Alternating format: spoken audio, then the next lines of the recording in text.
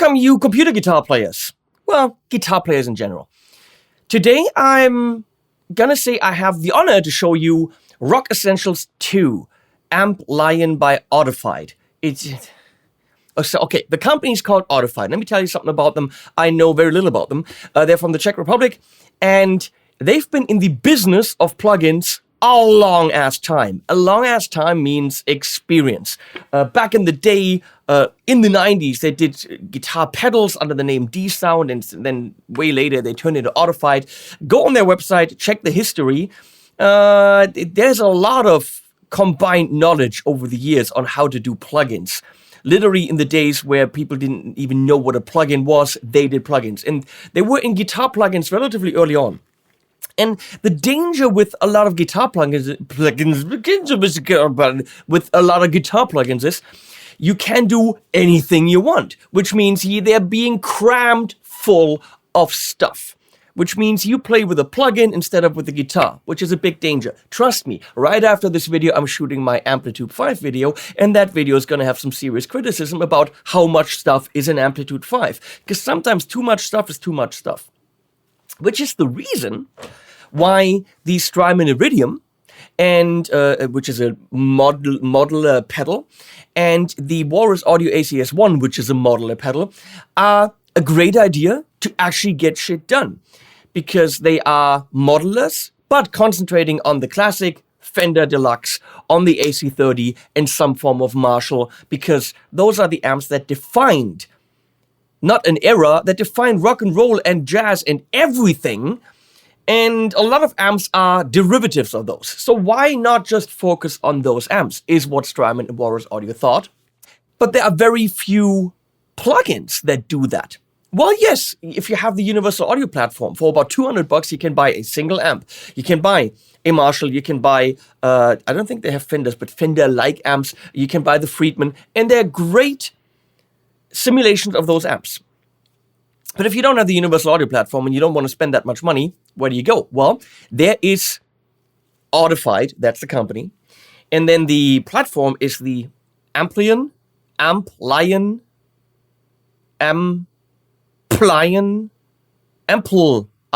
don't know how to say that, AmpLion 2. And within AmpLion 2, there is now Rock Essentials. And it's exactly what I'm saying, Rock Essentials. I prepared a lot of clips, which we will play later. I'll show you the interface, and then let's listen to stuff. So the interface looks like this. Thank you, Leslie. I always have a problem with amps being visually too close to the original and name-wise too close to the original, because those companies that came up with them in the first place spent a lot of time building that name and that look into something iconic, and piggybacking on it, I'm not super happy with, which is why, of course, IK Multimedia is working with those companies. And here, I gotta say, it's far enough away for me to be kind of satisfied. We do know it's a deluxe reverb, but calling it a bartender, Fender, we know what it is, but they're not trying to sell it to you on, look, it looks exactly like a Fender. Well, because it's also not a combo, but a top, a head.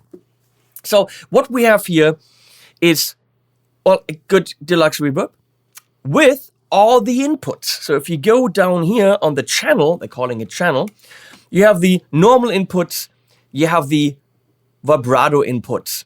On the normal input, you're going to see that this is grayed out. By the way, I have worked, full disclosure, with this company for a little bit, and there were a couple of features that weren't there, like them being grayed out, and then all of a sudden you had no sound, even though, so we made it a little bit easier. Also, the save stuff up here wasn't very clear. And there's also a reason why there's artist Henning Pauli presets in there, because you know what? They were cool and asked me to put presets in there. That being said, I'm also being paid for the video. Full disclosure. So, on the normal input, as on the amp, you wouldn't have the reverb and stuff. And then you go to the vibrato, low and high input. You can pick from your 3 different amps. There's the Bartender, there's the Marshall 59, and the Jukebox. Jukebox, not even an AC in there anywhere. We know it's an AC, but Marshall, okay, we know what it is. So, you pick your channel. On the Marshall, you would actually pick bright low, bright high, blah, blah, blah. Parallel makes sense because that you can mix it with the bright and normal knobs as you would on the actual amp. And you can turn the reverb and vibrato off. That way you don't have to dial it down to 0, and then again it gets grayed out. So far, really simple. Then you can turn them around, and there's a couple of mods. In this case, just the amp being pushed, and then the impedance curve. On the Marshall, you can pick between SLP and hand-wired. I don't know the difference. You can turn the brown sound on, which is probably going to put a variac behind it and starve it and give you the brownie thing. And then you can pick the impedance and whether you want a matched cab or load box. Stay with matched cab, you're good. And on the jukebox, in the back, 2 different EQ types, modern or vintage voicing, and normal or bright. I would always go with bright, personally. So far, rather simple. You can pick whether you go into left or right. So let's talk about my setup. I'm going into my Universal Audio Apollo on the high Z input, and I'm feeding that into a stereo input in Cubase, which is where this is sitting as a plugin. So everything I'm doing right now is being recorded on the track. You could also, of course, record DI on the track, put the plugin on the track, and everything you do on the plugin is after the fact, and you can still change it. Everything I'm doing right now, I cannot change after it's being recorded. It's the way I like to work because it's just make a decision, go with it, record it. And also, if you don't have the plugin again in 10 years, you still have it recorded like a real track. But for a video, of course, I have to record every move.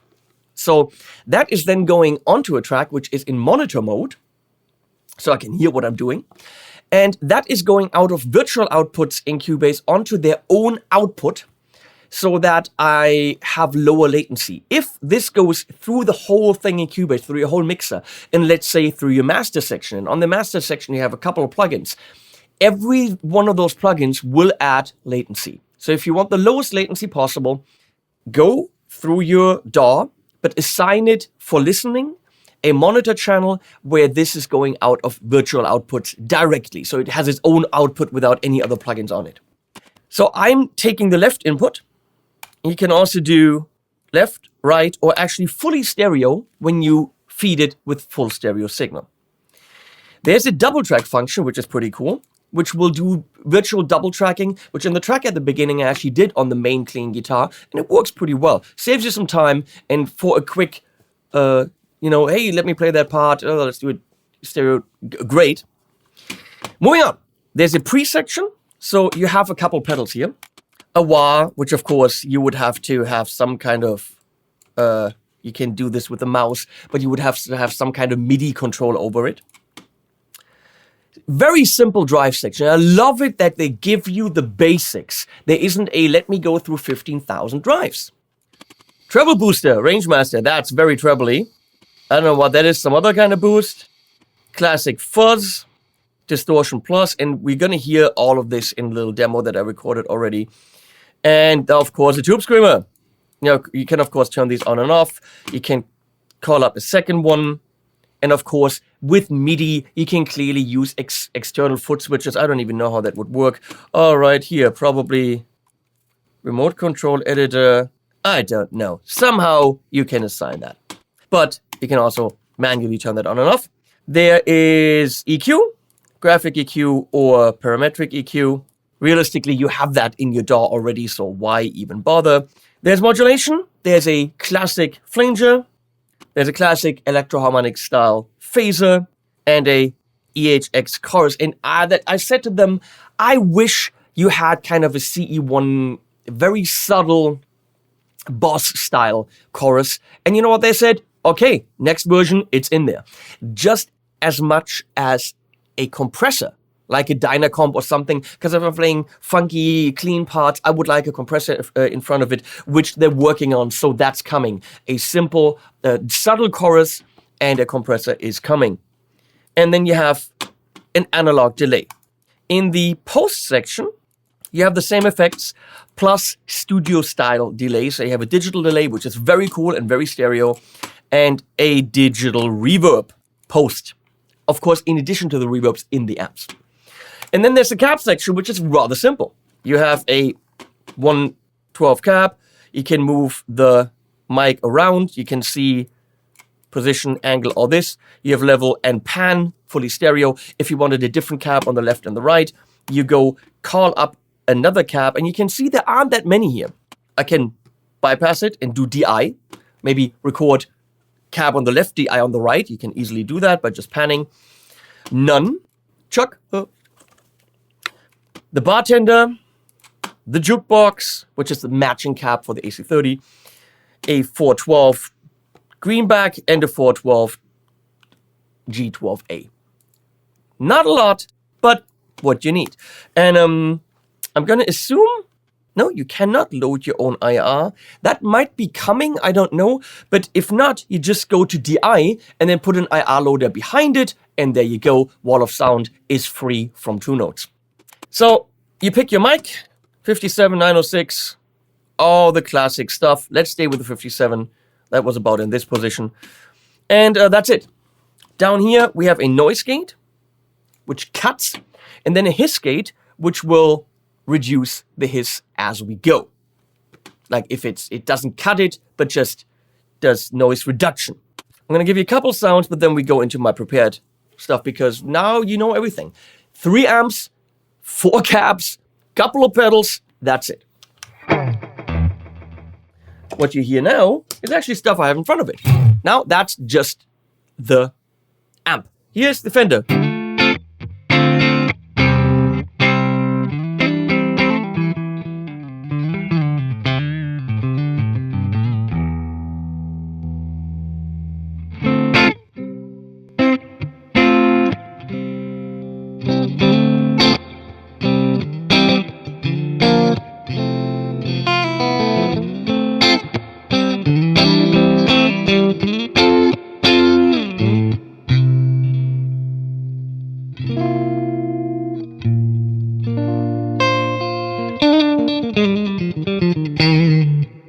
Double track that.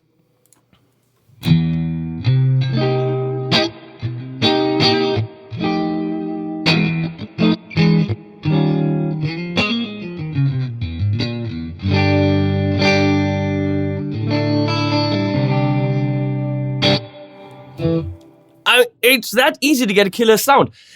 These are pedal platforms. Now, what you can do is you go up here. There aren't that many presets, you know, that's great because you can get shit done without going through all the presets. They have the factory essentials, factory advanced, couple of, you know, more aggressive sounds. Then the extremes, which is kind of like, you know, this kind of stuff.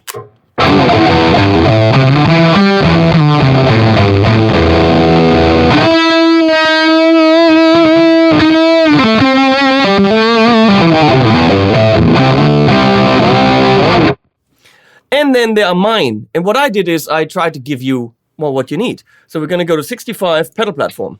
And there we are. Tiny little bit of reverb. Technically that vibrato should be off and less reverb. There we go. So let's turn on the pedal. I have the Jackson Audio Golden Boy on the table right here. And we're going to give it some drive.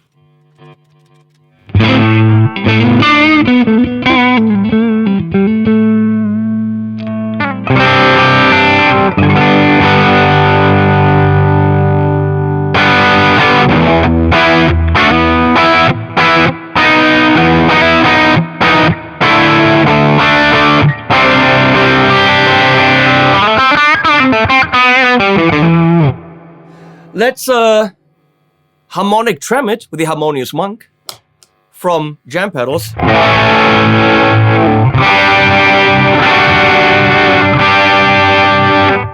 And multi-tap delay from Eventide.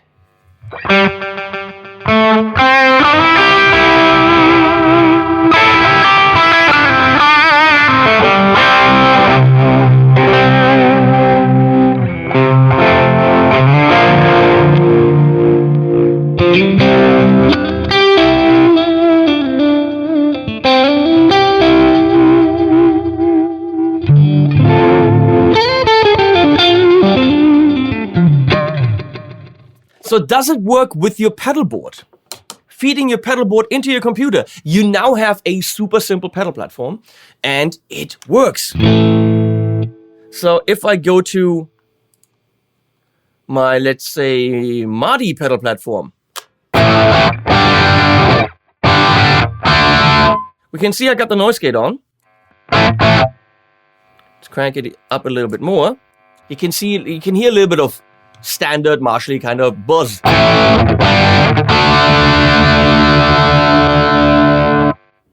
And it's gone.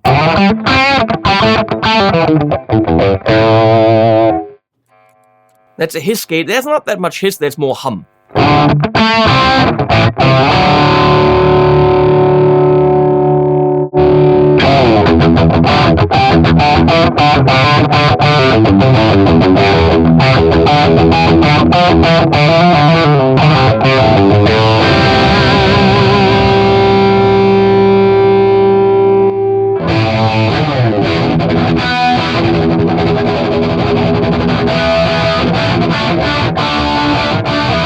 I wish I had more gain. Bam. Oh, that's already on. What did I want? Oh, more gain then. Here we go.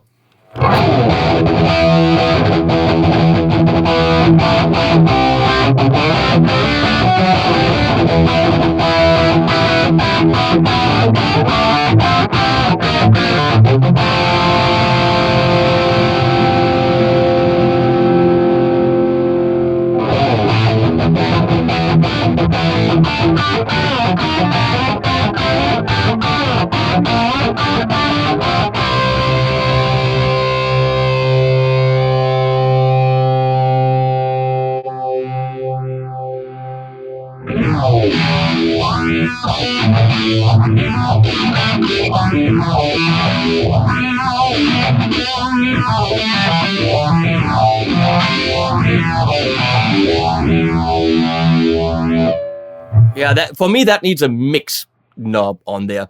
But this is how easy it is. Did I miss anything? No, it's great, it works, and we're now gonna go into more detailed sounds.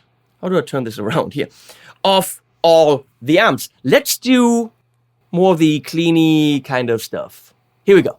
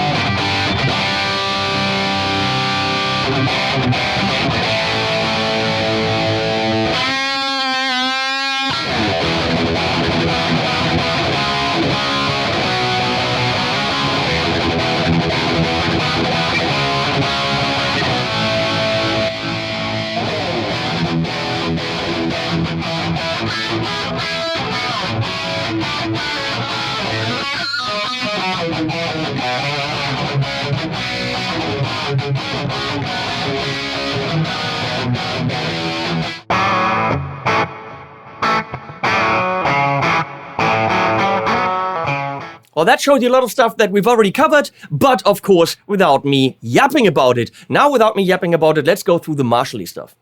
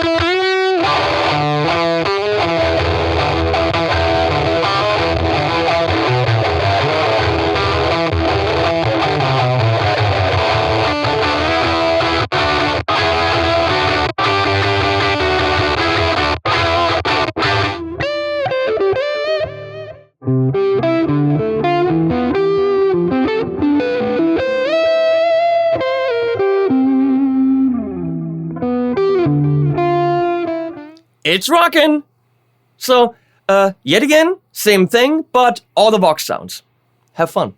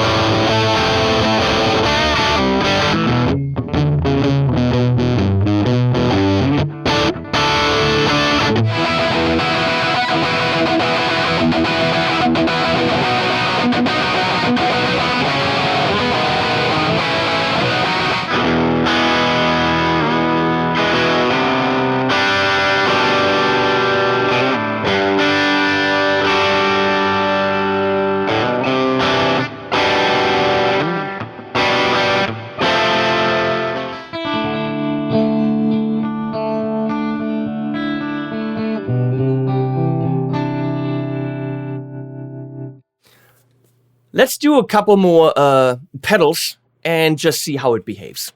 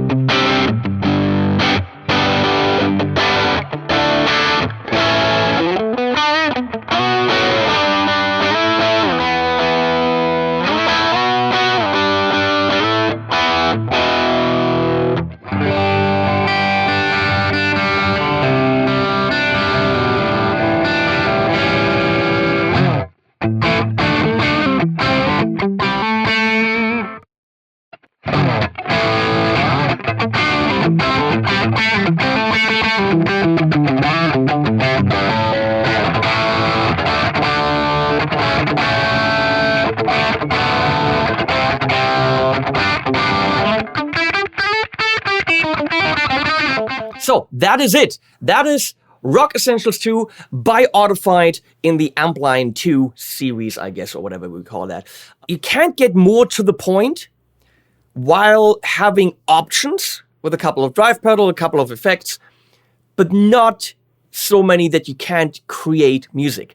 For me, working with the software was highly enjoyable because I really got kick-ass sounds. I mean, I'm gonna say I'm not missing the real amp, but I'm not getting bogged down in menus and preset loading and let's try 17,000 delays. It feels like you're creating music and you're implementing, you're using the stuff that you have around anyway. So you have your own overdrive, use it. You have your own external delay, use it. Will I use this on a daily basis? No. Why? Why am I saying this is so great if I'm not going to use it? Well, because I have 25 amps behind me, 16 of them switchable on an Ampede switcher. I have the infrastructure here to very easily, with my load boxes, which I have 4 or 5 of, to get the real deal.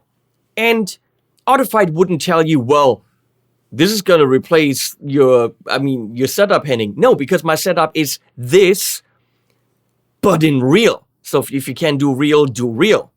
Does it sound better? I'm not even going to say yes, it sounds better if I do the real thing, but I have it, so why not use it?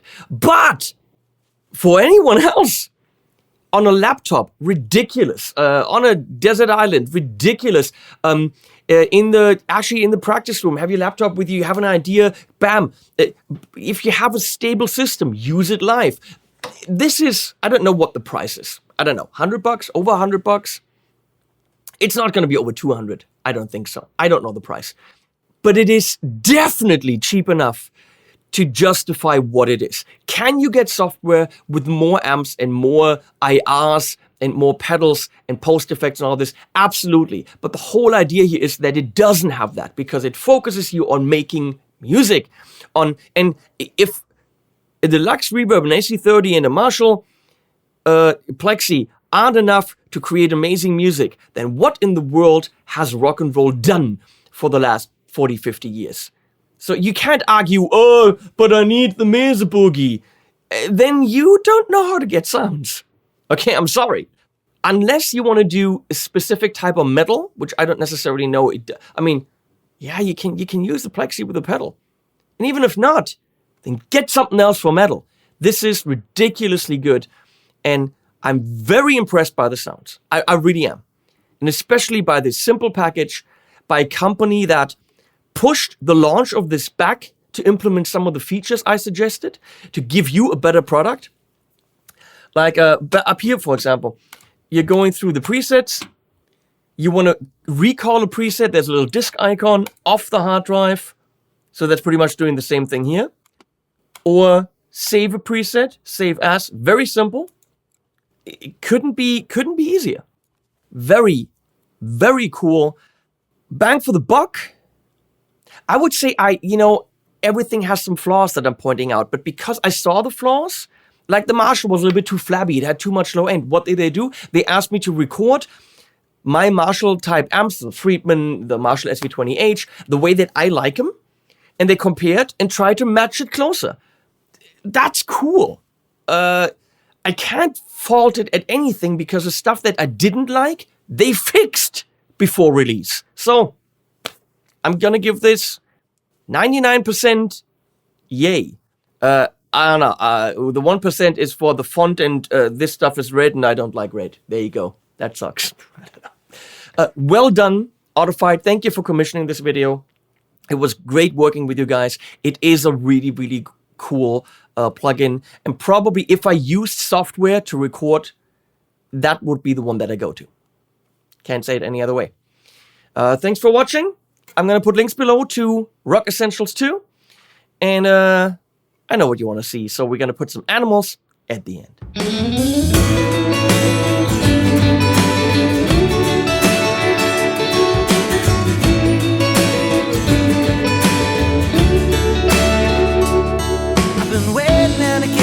You're gone for good. Think about it, burn your lighters, wish I only could forget your bonus that you keep appearing in my dreams like a vision, a decision that's been made as it seems.